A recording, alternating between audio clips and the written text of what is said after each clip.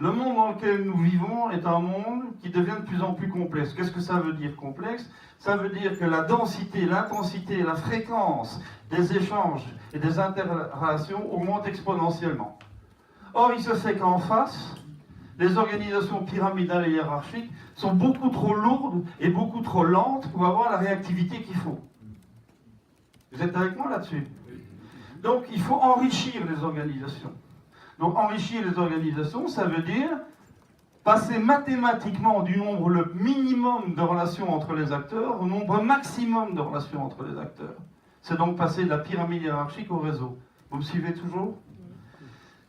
Mais ça ne se fait pas n'importe comment. Parce que c'est à la mode maintenant de dire « Ah oui, on va travailler en réseau ». Ou bien, il y a une autre expression qui est jolie, on va travailler en mode organique. Ça veut dire la même chose. Tout ça va bien. Mais on fait comment? C'est quoi les principes qu'il y a derrière ça? C'est pas si simple. Hein? C'est pas si simple. Alors moi, je voudrais bien mettre trois mots en évidence. Trois mots en évidence qui sont pour moi le fondement de la théorie des réseaux.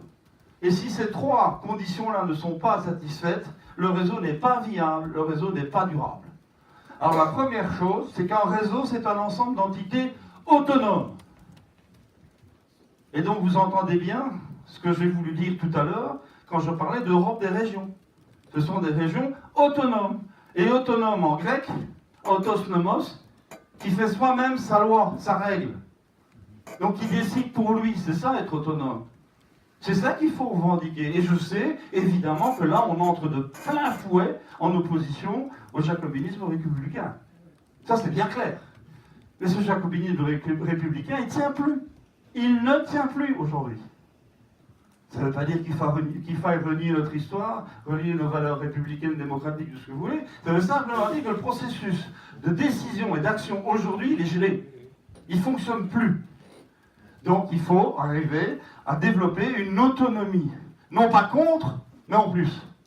Ou à côté, ou avec. Donc cette notion d'autonomie, elle est extrêmement importante. Il n'y a pas de réseau si les entités de ce réseau ne sont pas autonomes les unes par rapport aux autres. Mais attention, autonomie n'est pas indépendance. L'indépendance, c'est je fais ce que je veux, quand je veux, comme je veux, sans m'occuper des autres. On est d'accord? L'autonome, c'est pas ça. L'autonome, il sait parfaitement bien qu'il est dans une interdépendance avec ce qui l'entoure, mais il veut être maître de son destin et de son histoire. Et de ses décisions, donc. Est-ce qu'on est toujours d'accord? Donc, autrement dit, cette notion d'autonomie, aujourd'hui, elle est extrêmement difficile à faire accepter. Pas seulement au niveau politique français, mais dans toutes les entreprises qui sont en train d'évoluer de l'organisation pyramidale classique vers une organisation en petites entités, ont énormément de problèmes à comprendre cette notion d'autonomie. Mais elle est indispensable. S'il n'y a pas d'autonomie des entités, ça s'appelle une hiérarchie, point. Il ne faut pas se leurrer. Deuxième idée.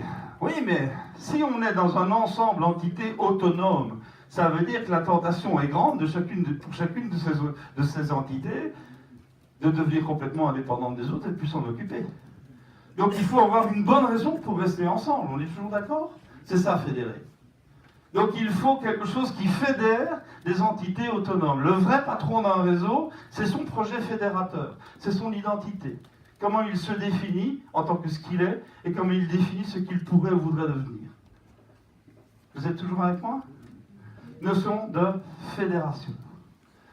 Et enfin, troisième idée, c'est un mot qui vient du monde juridique, qui a été inscrit très profondément dans les constitutions européennes et qui est en général très mal compris. C'est le mot subsidiarité.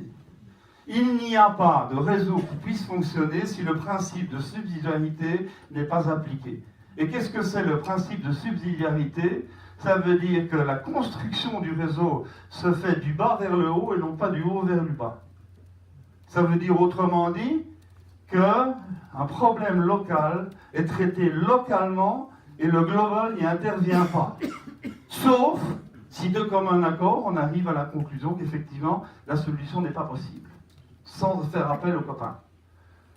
Mais vous voyez que ça change radicalement la logique par rapport au principe descendant, donc top-down, de toutes les organisations hiérarchiques. Il ne peut pas y avoir de réseau si l'on n'applique pas strictement le principe de subsidiarité.